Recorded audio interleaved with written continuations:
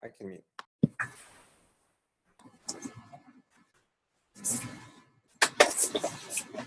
You're joining from where? You're joining from where?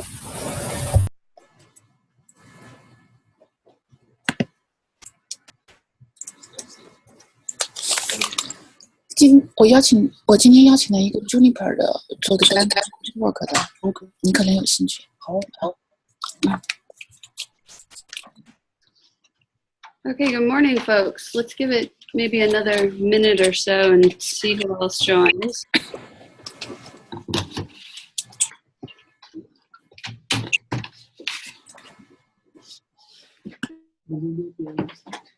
Yeah, I saw that.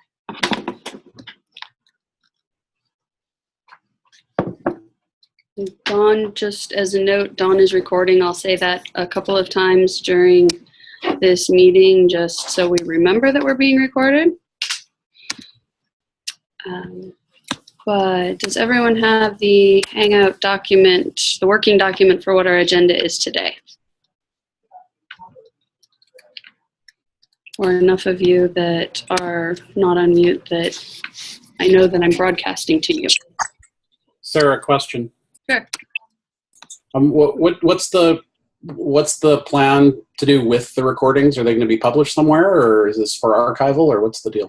The answer is yes. The plan is to publish them somewhere. I don't know if you guys noticed, I just updated the Community Hangout stuff to say this is a public meeting and it is recorded. So I'm laying the groundwork for Google Legal to let us publish all of this. My hope is that by the time we get to the first of the year, or possibly sooner, I will have permission to publish what we've been recording internally. No. So we should have. So I came in a few minutes late. Did the calendar invite wasn't updated this time, was it? Or did the calendar invite disappear? Are we going to keep doing that? So there's a calendar invite that it was everyone who was on the old calendar invite has been added to a Kubernetes community video chat group, which is at the top of the Kubernetes meeting document. And if you join that group, you will always be invited to and see the most updated calendar items. So we were starting to get into a crazy list of people that was hard to manage. There are a couple of people since who have been added to the calendar item directly, and I'll be adding them to the Google group. But basically, this is just the, here's how we keep the calendar item for people who want to go to the video chat nice and clean. I thought I had joined it, and now I just clicked through and I hadn't, so that's why I didn't see the video chat. Awesome. I mean, the meeting invite. Well, welcome. Welcome anyway. So we have topics, since we've got people gathering, I'm going to go through the one specific topic that's super short. Next week is the Tectonic conference and the CNCF, the first CNCF meeting. The Cloud Native Compute Foundation meeting is also on the 3rd. Are there enough people that want to have a meeting next week, or is everybody... Sorry, 2 weeks. Next week is Thanksgiving. 2 weeks is the Tectonic and CNCF meeting on the 3rd. Do we want to go all the way until the 10th before we have our next meeting, or does someone want to host the meeting on the 3rd with topics that are listed there? Do we have enough people that will be around on the 3rd to participate?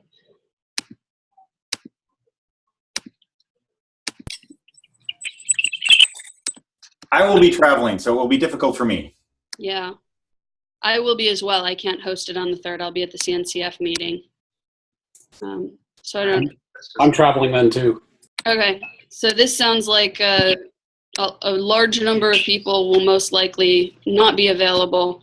I will bump content from the 3rd until the 10th, and then we can pick up again on the 10th. Awesome. All right, so that was my easy thing. So I have 2 possible demos for today. Is Mike Danese on? Yeah. Awesome. Mike, do you want to go ahead and do your control plane demo? Yeah, sounds good. Just a second. Trying to figure out how to present to the screen. I believe it's the green screen share button. Is that good? It's working. Yes. Okay. But it's not projecting, so I don't know why it's not projecting. It looks like it's. Do you guys see a terminal? We do. I'm doing my best. If I full screen it, do you guys still see it? Or does it go away? We do. Looks great. All right, looks great. Sounds good. All right, here we go. So, right, today I'm giving a demonstration of a bootstrapping a cluster with a controller manager and scheduler running on the cluster.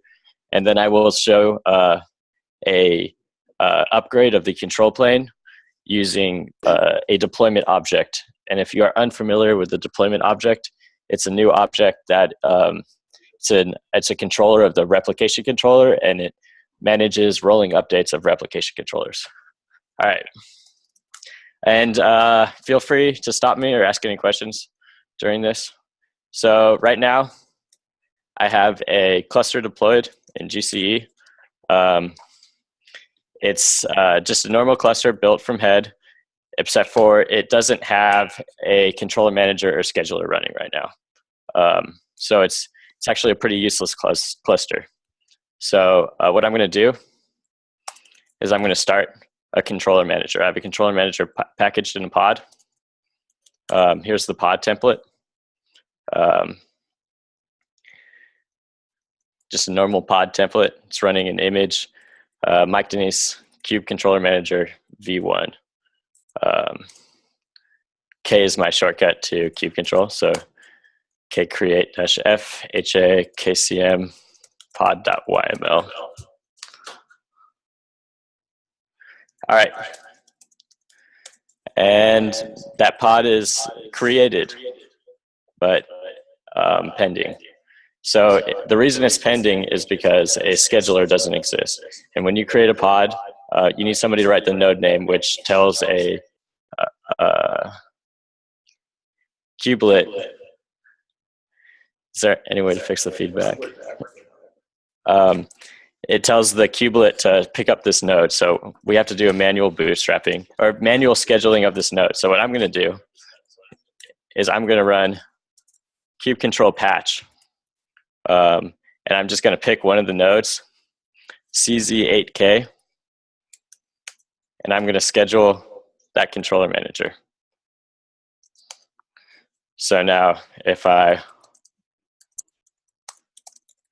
watch my pods, that bootstrapping controller manager is already running. So it should be good to go.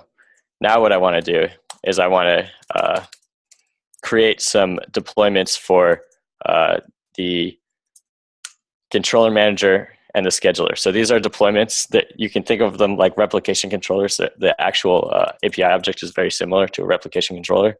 And I have one for the scheduler as well. So I'm going to create both these.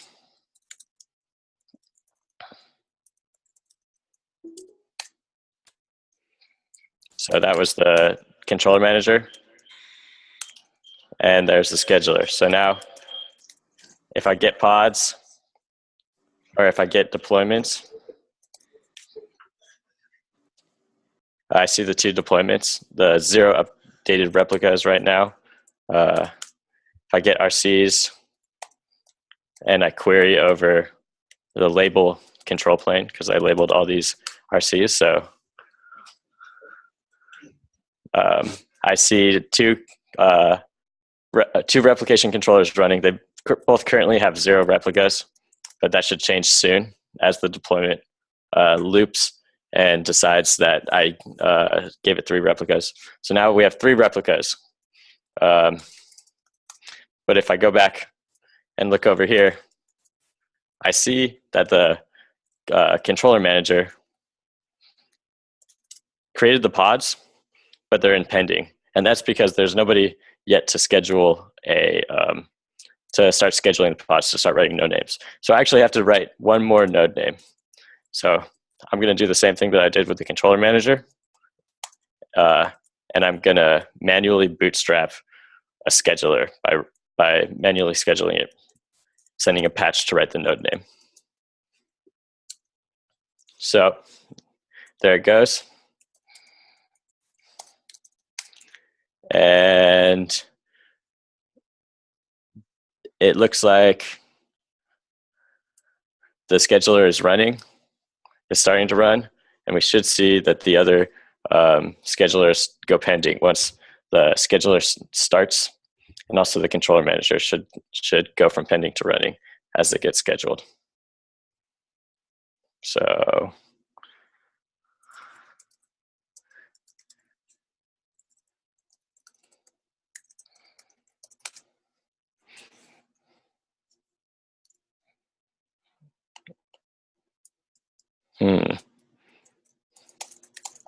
since they're just pods, I can look at the logs.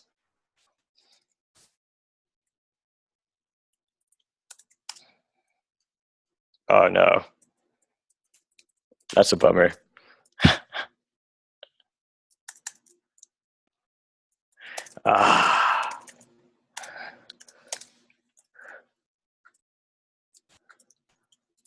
Well, I must have pushed a bad revision of the scheduler.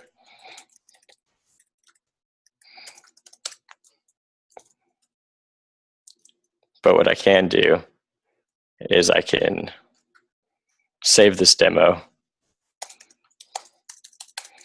by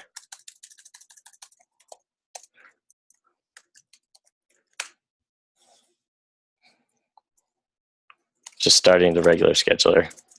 Sorry about this, guys.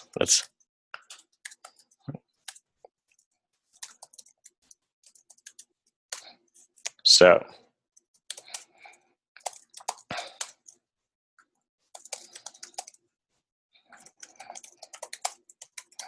I'm going to stop the deployment of the scheduler because my scheduler appears to be broken.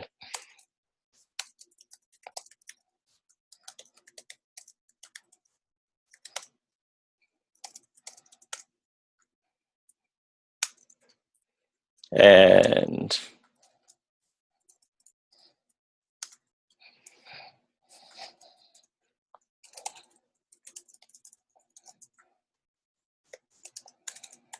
this may be suffering from the same one. Yep. Well, I think my demo is just about done, but I'll explain to you what I was trying to do.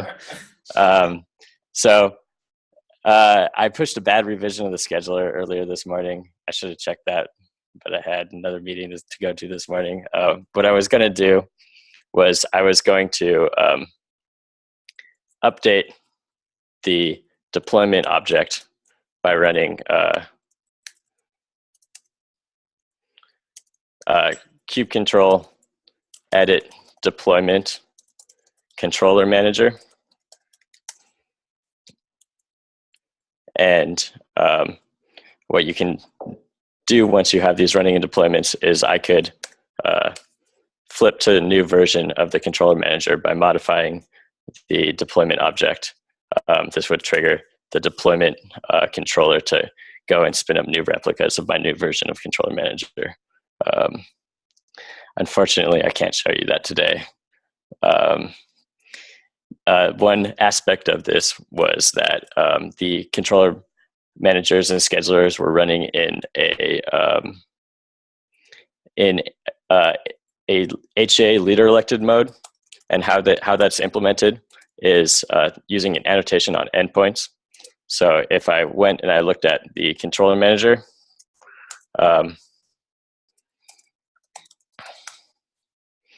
can see that there's a annotation on the controller manager endpoint that says the bootstrapping controller manager is the leader, and the other controller managers respect this annotation and they don't begin their sync loop until they are able to acquire this annotation.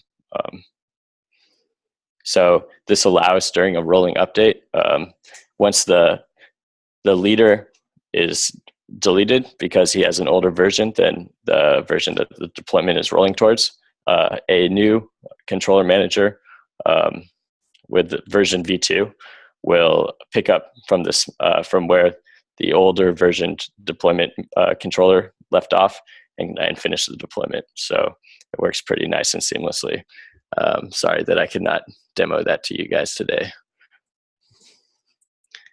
I saw the demo last week and it worked last week. So I got like a one-on-one version and I can attest to the fact that it worked.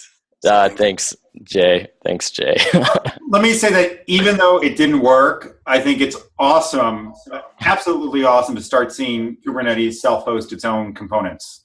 So that's very, very cool. One idea was, is there any way to run the scheduler in like a one-shot mode, right? Where instead of actually having to run that, you can say, hey, scheduler, like do your thing for one loop and then exit. Right. That's we have a run once for the kubelet, and we need to implement this a flag where it just starts the containers and kills itself. We need to implement the same thing for scheduler and controller manager, but definitely a good idea. And then self-hosting the API server is obviously a next step out of that. It's a little trickier, but we have some ideas on how to do it. Definitely a little bit trickier. Yeah, the trickiest. Oop, you were echoey, bro.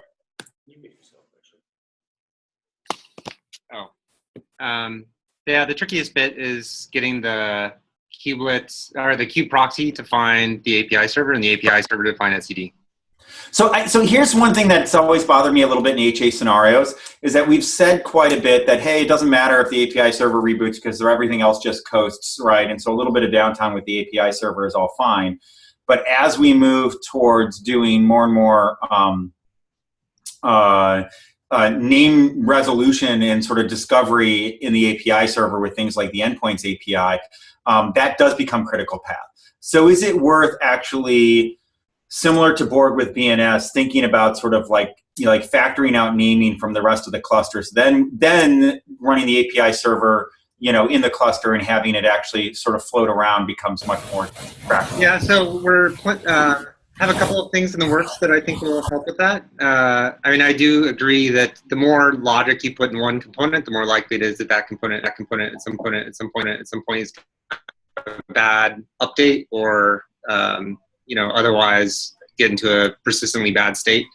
So we're actually working on federating API servers right now, so we can actually split out logic into multiple API servers. So I think the endpoints logic would be a prime candidate for moving out, and we're also thinking about moving the DNS logic down to the nodes into kubeproxy or something like that, and eliminating the additional instance of etcd that's required for that, and also eliminating the serialization of endpoints themselves to etcd, and then we could potentially construct that data as a view over cached pods and the new the representation of external services that's in the works. So yeah, I think over time we'll eliminate some of those dependencies and factor that out. Awesome. Other questions before we go on, so we can get on to the Contrail demo? All right, thanks, Mike. Oh, good, you did stop sharing your screen. That was going to be my next request. All right, so Thanks for watching. Sorry, guys.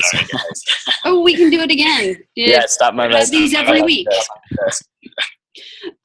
So the Contrail demo from Pedro and Juniper. Pedro, are you about on here? Yes. No. Yes. Excellent. Hi, Sarah. This is Sanjay. Oh. I'll be doing the demo. You'll be doing the demo? Awesome. Sorry about the... Yes. I'm getting an echo. Everybody else should mute then, if somebody else might be. So David. Okay, so let me share my screen here.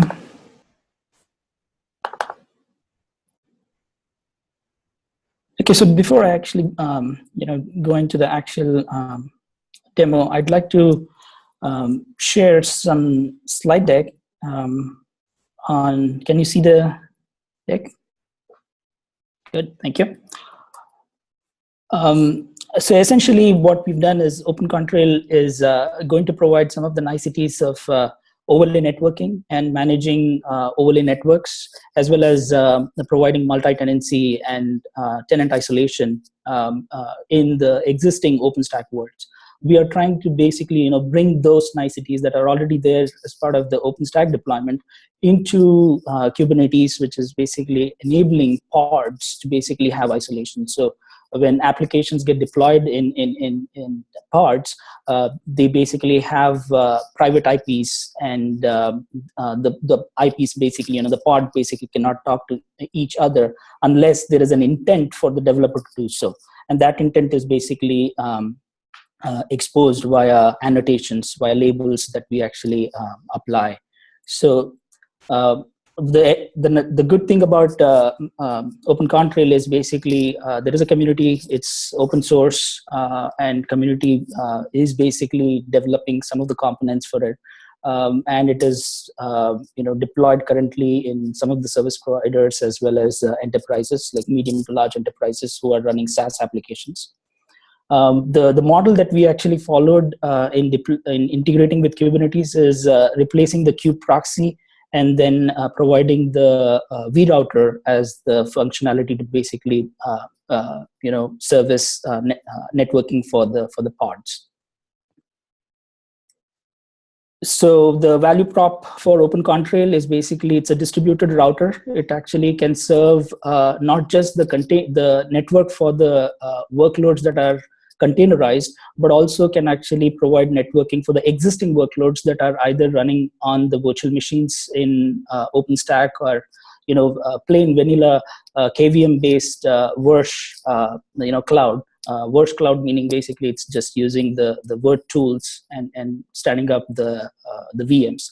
And as well as bare metals. Some of the customers that we actually work with have workloads that cannot be virtualized. So, with Contrail, it basically, can provide networking seamlessly across all these.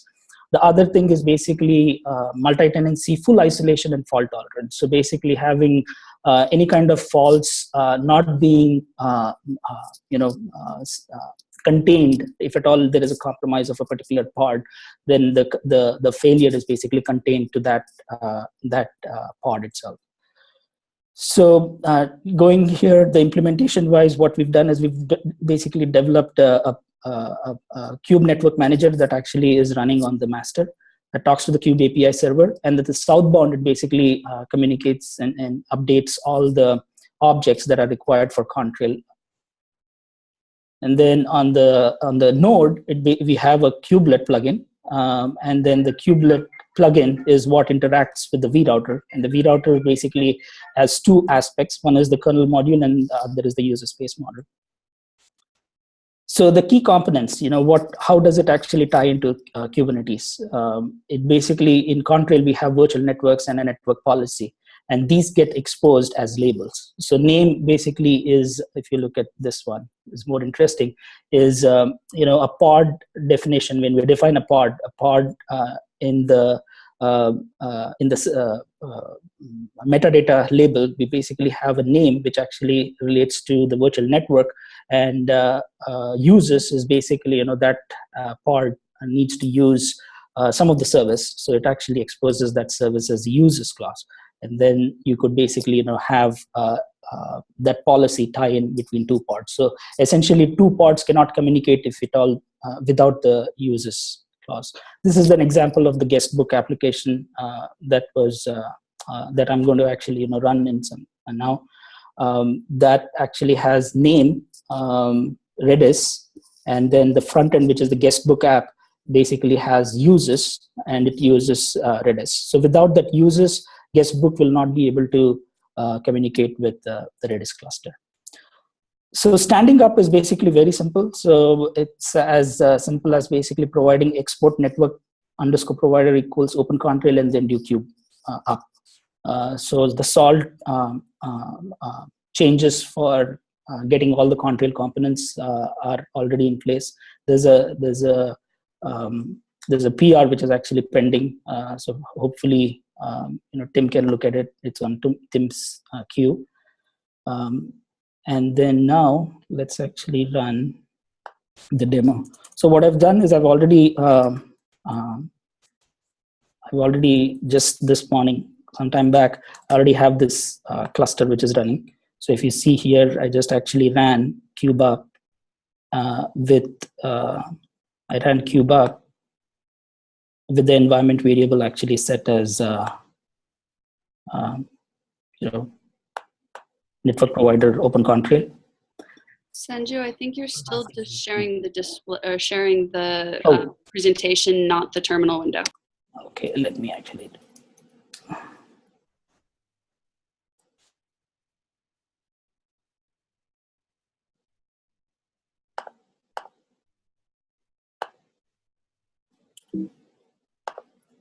Just a second. Sorry about that.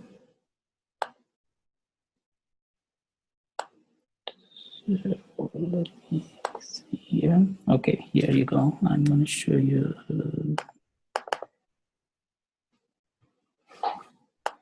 Can you see it now? Yes. Thanks. Good. You can increase the font if you want. Okay. Better? Good, thank you. So I have actually, what I've done is, if you look at this, so all it takes to actually stand is basically you can export network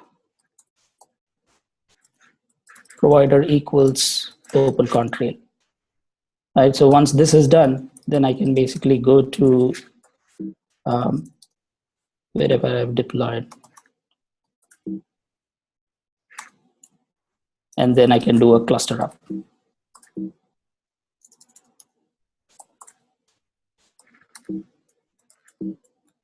So this would actually essentially stand up the cluster. I already have it running, so I don't need to basically stand it up.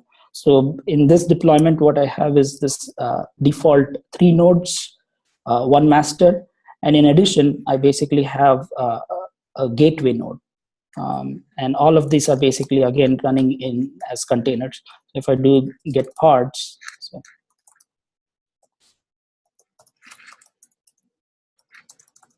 so if you see here, these are all the Contrail components which are basically providing control functions as well as updating the vRouter kernel module. They are essentially running as containers. So these are the 3 nodes, and there's one Open Contrail gateway which is actually a separate VM. So one thing to mention also is basically I think Kubernetes basically have a container VM which is provided. So this is actually running on a Debian 7.9. It's a Debian 7.9 virtual machine that spawns the master, the minions, and the gateway node. And just on the gateway node, so let's actually go to the gateway node.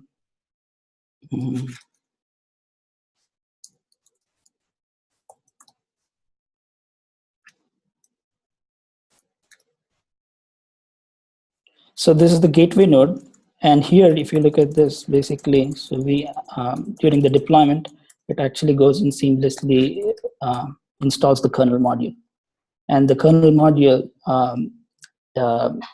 is the one that actually has all the IP routing, so for all the next hops, route tables and all that stuff. And then you basically have here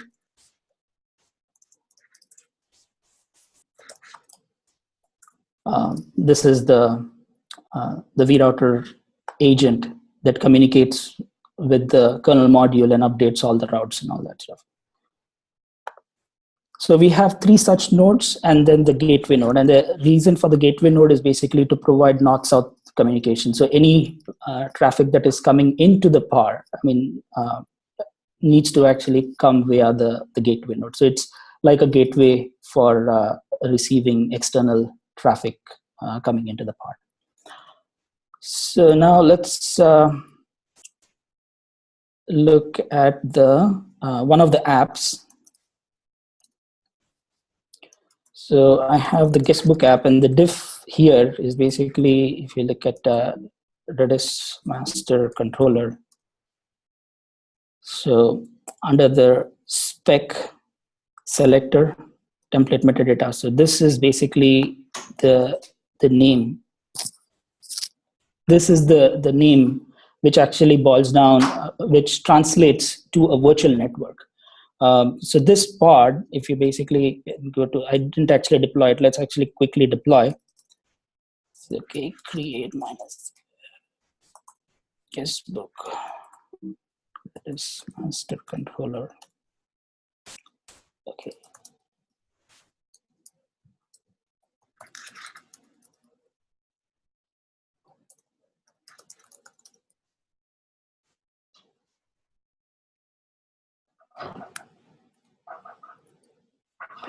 Pending. Come on. Okay. So here you got that, and now the service for it.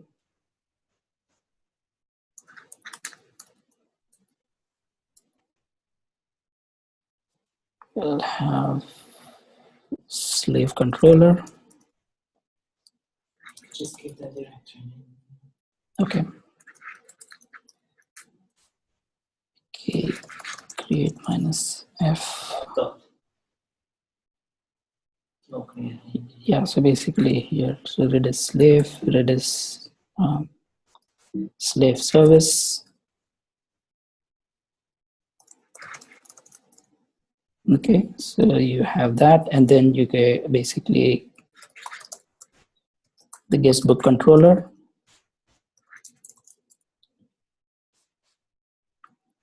Okay. And the service. So what essentially this guy now is service actually does is basically you can say, so there's this external IP that actually gets assigned as soon as the guestbook application gets deployed. Guestbook as a service actually gets deployed, and the reason is basically this exposes the whole external traffic to actually come in. So now if you basically ping this, this is essentially coming via the gateway node, and we actually pinned it to the gateway node. So let me now show you. Okay, so let me now show you. Can you see this now? Basically, you have guestbook app, and okay, sorry. So what I need to do is basically create the tunnel again. I have the tunnel here. Okay, so if you see here, now basically you have this guestbook app running, and it has a connection. So you could actually say one, and this is basically the way that it gets routed is there are replicas for the guestbook as well as replicas for the Redis, which is actually running. And the way that Contrail is basically doing is basically ECMP to the pods. Cool. So yeah, so the whole deployment actually is just so simple and easy to deploy. And once it is stood up, now the beauty of it is basically that you cannot have pods talk to each other unless there is an intent by the developer to do so. And when you're developing an application, the developer basically has this name and uses that can be provided into the pod definition to allow secure access, so to say. So. Do you want to take a couple of questions if there are any, Sanju? Sure, absolutely. So I had one question, which is, what are the plans for namespaces? And do you plan on supporting namespaces? Do you already support namespaces? Yes, that's a good question. Thanks, Brendan. So we do support namespaces, and whenever the pod gets actually deployed across namespaces, the same pod, then it provides multi-tenancy for the namespaces. So can I do a network across a namespace, or is that just explicitly forbidden no matter what? Yeah, so Pedro is basically here, so he can actually answer that. So At the moment, we have two things that are implemented. So by default, when you say, when you use the name label, you get a network inside your namespace. We also have a different annotation that creates global networks. For instance, the DNS pod is in the kube system namespace.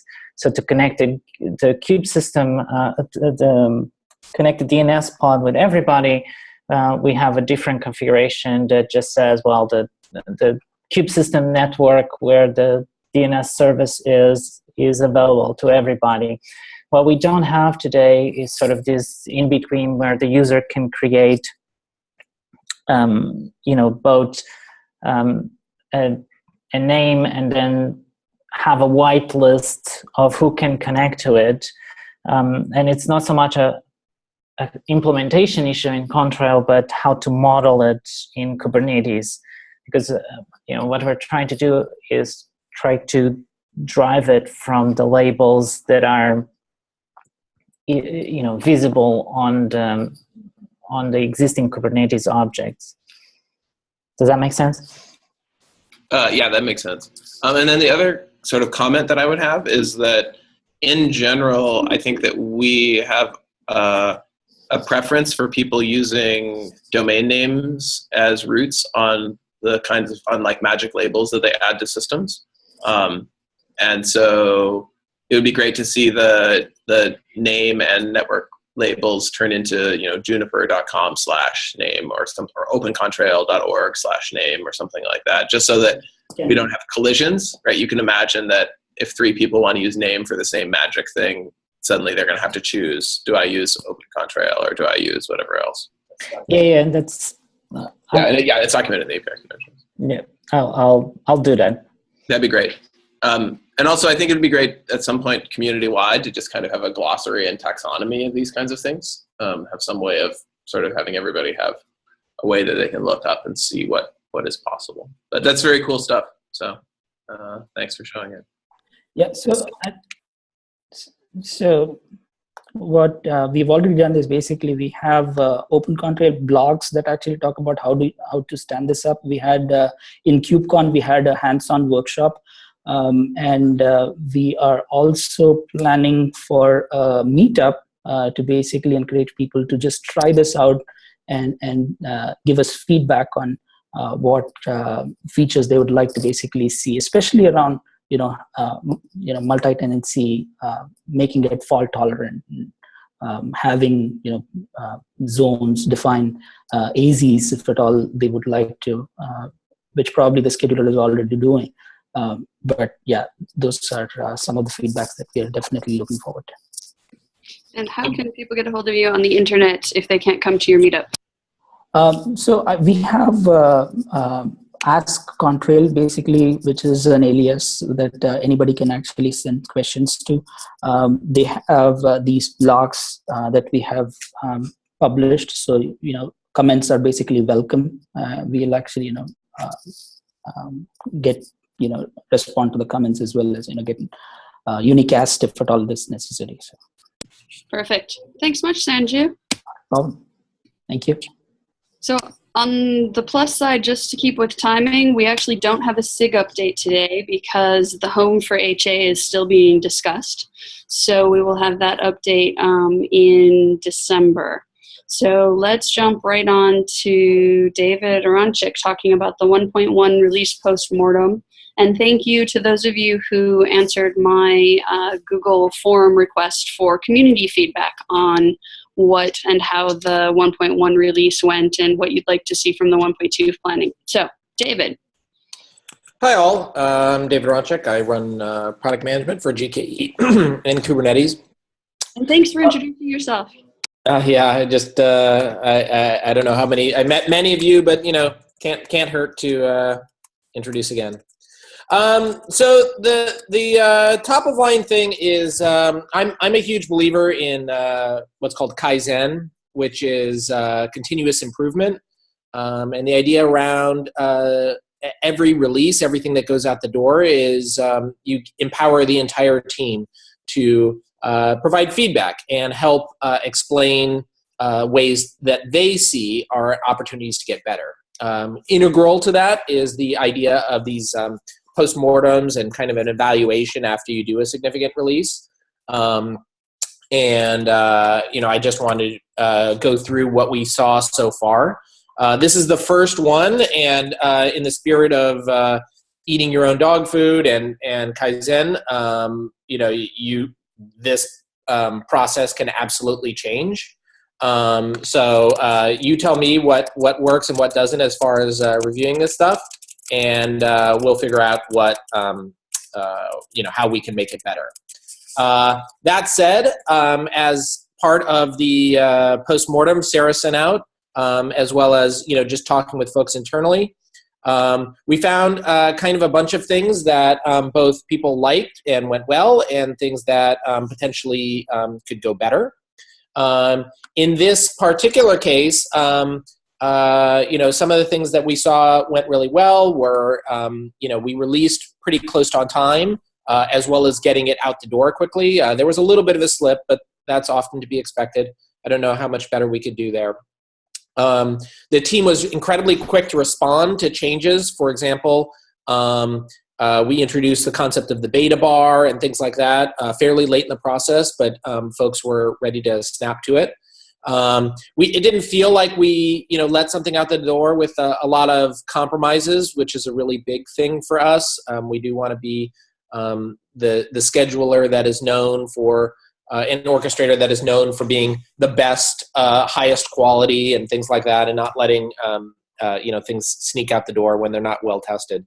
And finally, I don't know how many of you were able to go to Kubecon, but there was a real sense of excitement around the stuff that we did release.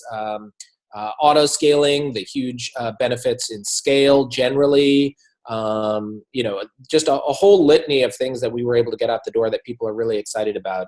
And I think that excitement is going forward even further. On the negative side, there wasn't a lot that people mentioned, but probably one of the ones that had a thread through most things was the idea of a little bit better forward-looking planning. It still felt like 1.1 was a lot of things that came together kind of piecemeal. We really want this and we're going to get it in. But it doesn't have kind of a unifying theme behind, okay, we're going to make a big investment in scalability or auto scale or ease of setup or things like that. And so that is something that in product we're going to take very, very seriously. Myself and Sarah have already discussed a few times about presenting a kind of roadmap both for the 1.2 planning, which we expect to come in Q1 of next year, as well as potentially even looking even further than that for 1.3 planning, which would be second quarter of next year. So we are very serious about that, and this is not something supposed to come from Google or Red Hat or any particular organization. This is a community effort. We want to make sure everyone feels very positively about that. So we will be sharing something in the not too distant future. It depends on whether or not the post-Thanksgiving meetup happen or community meeting happens. It would be in the first one that we have post-Thanksgiving. It's on the schedule for 12/10. Okay, great. So then the second thing is around publicity. Again, we had a lot of great features, and we did get good coverage, but I think we can do better. Part of that is that the CNCF, who owns Kubernetes, is still kind of finding its feet, and we're going to work very closely with them to make sure that we highlight all the hard work that the folks are doing. And that can be in things like community or in Kubernetes proper, or in the many add-ons, as we just saw with Open Contrail, those kind of things. And we'd love to highlight those and the companies contributing to that. So we're going to have a more formal plan around that. It's not as under our control, unfortunately. It really is a CNCF thing. We're very serious about that. And so we're going to work with them as they find their feet. To work with them very closely. And then finally, again, this is kind of a process thing, but it is something that we'd like to tackle, which is really having a little bit better checklist for anyone looking to take on something as they bring it to production. So if someone says, well, I want to write a new load balancer or a new scheduler or something like that, we should have a way to say, okay, here are the steps you're going to go through to bring it to production. By the time it reaches beta, it needs to look like this. By the time it needs to reach production, it needs to look like this. You should, sign the CLA. You should have your folks, read the following documentation, whatever it might be, so that if you want to contribute to us, it's extremely clear on how to do that. And then once you meet that bar, you can be a contributing member of the community, and we'd love to highlight it. So again, that's something on us to really highlight and make it very clear that, when you want to contribute, what's involved as cleanly as we can. So those are some of the things that we heard. My email address is just my last name. You can see it there in Zoom at Google. I'd love to hear more. And especially again with the idea of Kaizen and continuous improvement.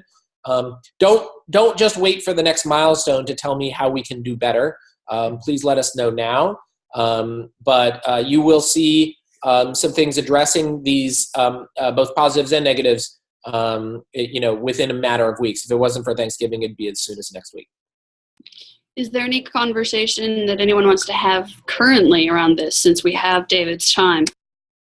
So just quickly, I think, through the 1.1 release process, being on the outside, not being at Google, things looked pretty opaque.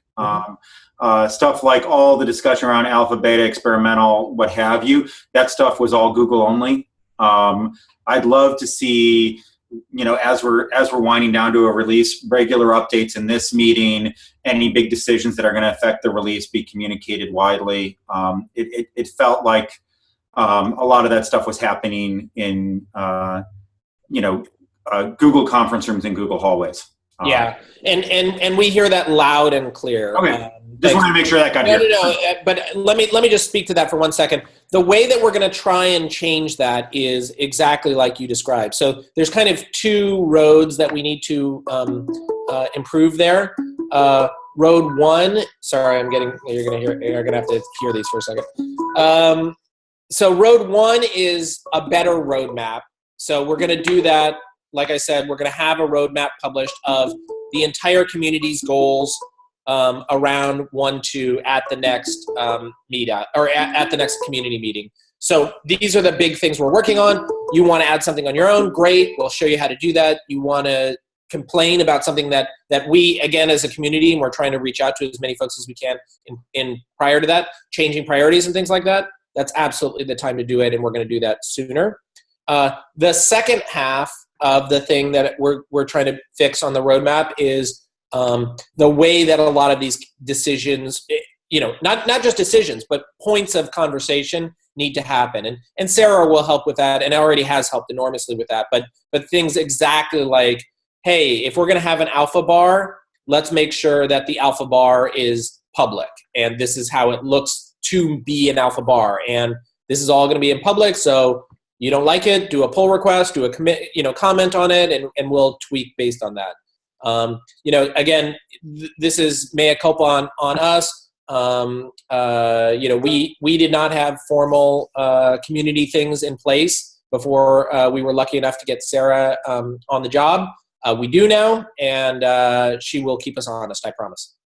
Okay, and I'll add the third half after I've just been pushed under the bus here. The third half of this is also that one of the things I'm going to be tasked with is getting this community, this core developer, core contributor community. And I do mean contributor more than just code, but the people who are core to this group together physically twice during 2016. So I've stuck my stake in the sand, and we will be having those conversations and getting those dates out to you as soon as we can. One preferably would be in first quarter so that we can look at 1.2, which will be well underway, and 1.3. And then the second one hopefully will be in third quarter, wherein we can be in the middle of finishing 1.3 and well into 1.4 and 1.5 if we're trying to do quarterly releases on these. And sorry, let me be clear. I'm not pushing Sarah under the bus. This is all me. So if you want to run over somebody. That was a joke. I'm not worried about it, David.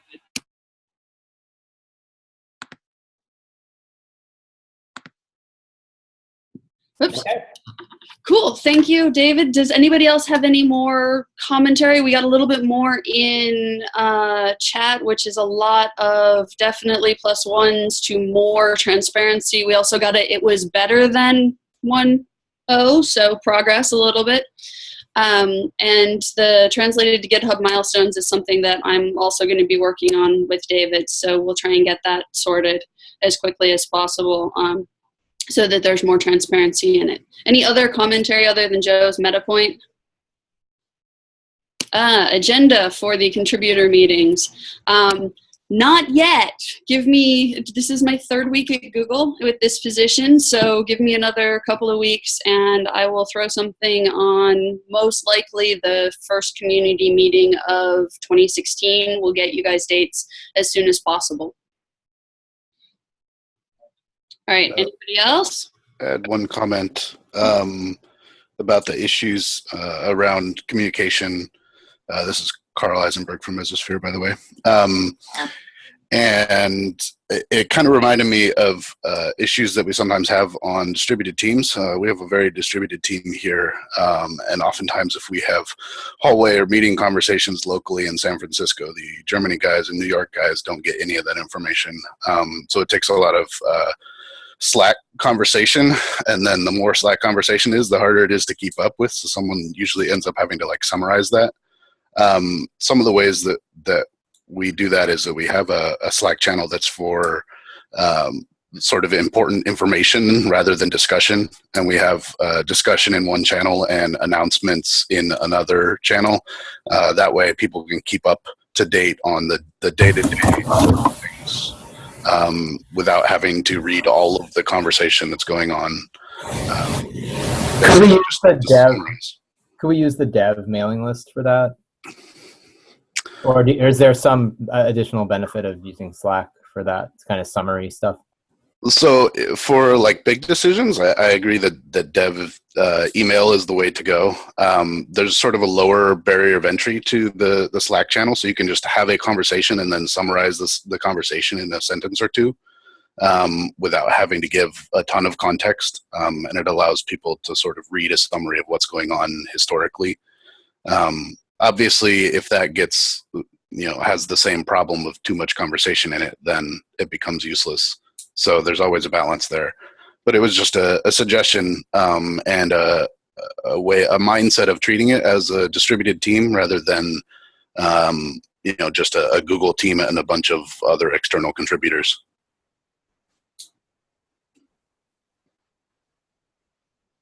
Summaries sound important. We can figure out what works best for people. Maybe trying both, seeing what works, seeing what sticks.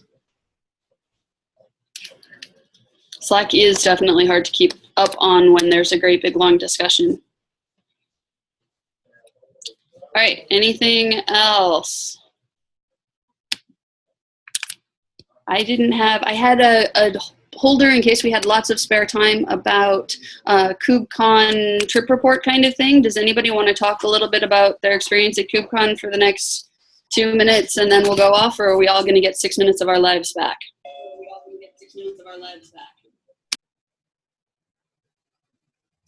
The echo says 6 minutes of our lives back. That's a really amazing echo. It's like 10 seconds delayed. It's not like the normal echo. All right. Thank you, everybody.